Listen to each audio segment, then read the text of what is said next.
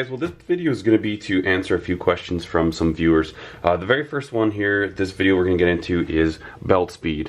Now Bert Marchand of Two Hills, Alberta, was wondering, he says that he has a 1.5 horsepower motor that runs at 3,450 RPM, and he's wondering if that on a 4-inch drive pulley would be adequate.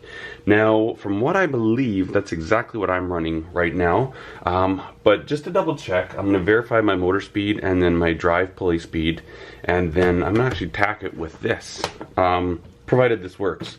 This was the tachometer that I picked up at a garage sale. It's a Blue Point. It's an older one, but still for $20. Provided that it works, it's a pretty good price, I think. Especially, a lot of them are just rotary tacks, so it only picks up whatever's spinning, whether you're putting it on the end of a shaft to find RPM, or you're going to use the wheel to find surface speed. But this one also has a photo tack, so you can actually, you'll put these stickers on like fan blades and stuff like that, and you just go to the settings for photo tack and you hold it on, and every time it passes by, you could stick one of these reflective stickers on one fan blade, and every time it passed by, that would give you 1 revolution. We used to use that a lot when we set the big, huge cooling fans. These fans are about 7 feet in diameter on these big cube rods for these horsepower units that I used to build.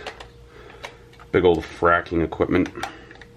Yeah, on that, I'm not pro gas, I'm not pro fracking, I'm not anti-fracking.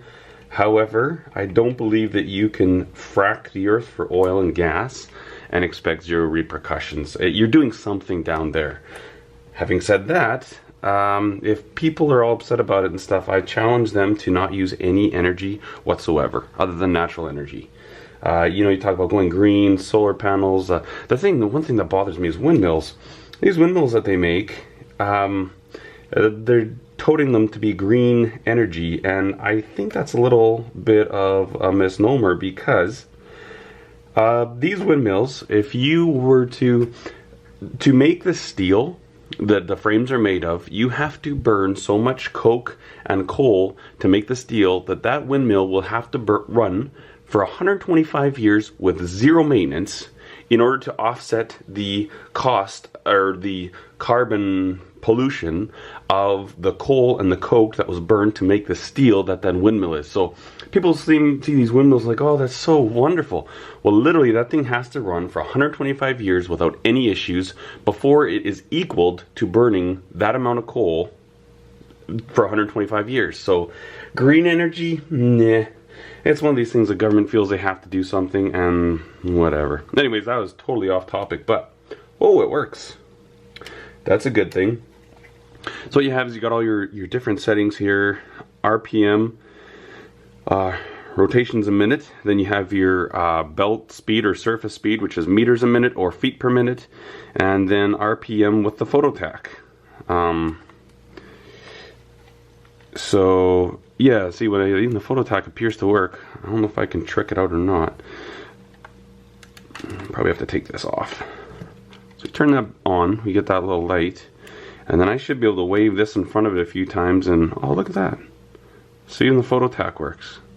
So right now, if this were a blade coming by, it would be doing 102 RPM. You can't see how that works? It just takes a reflection off the sticker, and you get a bunch of this sticker. You can buy this sticker, and you pretty much stick it on whatever it is that's spinning that you want to get your readings of. Well, that's cool. So I would say, well, I know that's functioning. Let's see if the rotary part works. There's a little tiny pin right there, super small, and you have to align it with that slot. It's a little bit tricky. Get it lined up like that and push it on. Perfect. Okay, so I'll set this to the surface speed. And the way these work, so this is just a momentary switch, so it's not like you can turn it on. You have to actually be holding this, but well, it looks like it's working. So right now there we would be doing 75 feet per minute. And then if we were taking RPM readings, so that's 134 RPM. Typically you'll use these little cones for your RPM readings. Most shafts, doesn't matter what they're on, where they're from. Actually, sorry, this is the one you'd use. This is just a spare tip. But they've got little holes drilled in the end of them. You stick this in there, And it's right dead center, and you can get the exact RPM reading. So let's head over to the belt grinder, and I will verify the RPM of my motor and the drive pulley shaft. I'm certain it's exactly this 3400 RPM and a 4-inch. And so we'll double check that, and then I'm going to actually see. Now, when I had originally set this thing up, I had thought that the surface feet per minute should have been about 3,600 based on my calculations. So interesting to see exactly what it is. Let's go over there and see. Right, so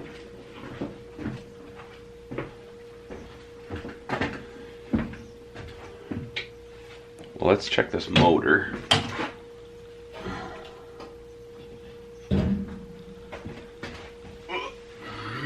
Okay, of course the tag's on the very bottom, but let's see what we can find. RPM 3,470. And I'm just going to measure the drive pulley on this.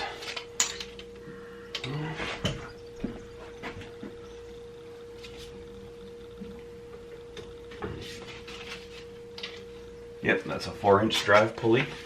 So Bert, the setup that I have here is a 3,470 RPM, 1.5 horse motor, 4-inch drive pulley. Let me put a little tension on this belt. And I'll fire it up, and we will see what our surface feet per minute is. I'm just going to touch to the belt first so I minimize the chance of grinding away my wheel.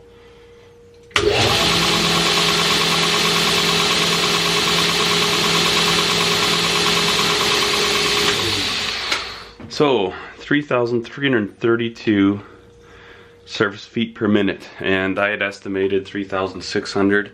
That's not so bad. That's actually pretty close, and I know where the discrepancy is. But when I was picking up pulleys for my drive system, I couldn't find identical sizes. So the one on the motor is slightly smaller than the one driving the wheel. So I've got a slight speed reduction here, which actually will give you a torque increase, which helps the unit out. But I tried to get as close to a 1-to-1 drive as I could, and that's where that is. So Bert, I hope that answers your question. 3,450 RPM and 4-inch drive pulley puts you in a great spot for metal grinding especially. This is a little quick for finishing work. I use it for some wood, but it's quick, but for metal, it's awesome. It's super fast. It really hogs it down, and with the 1-horse setup that I'm using, and basically I can really jam that material in there, and it doesn't work the motor too much at all. So I think you should be good. I'm glad my tack works, and hopefully that helps you out, Bert. Cheers.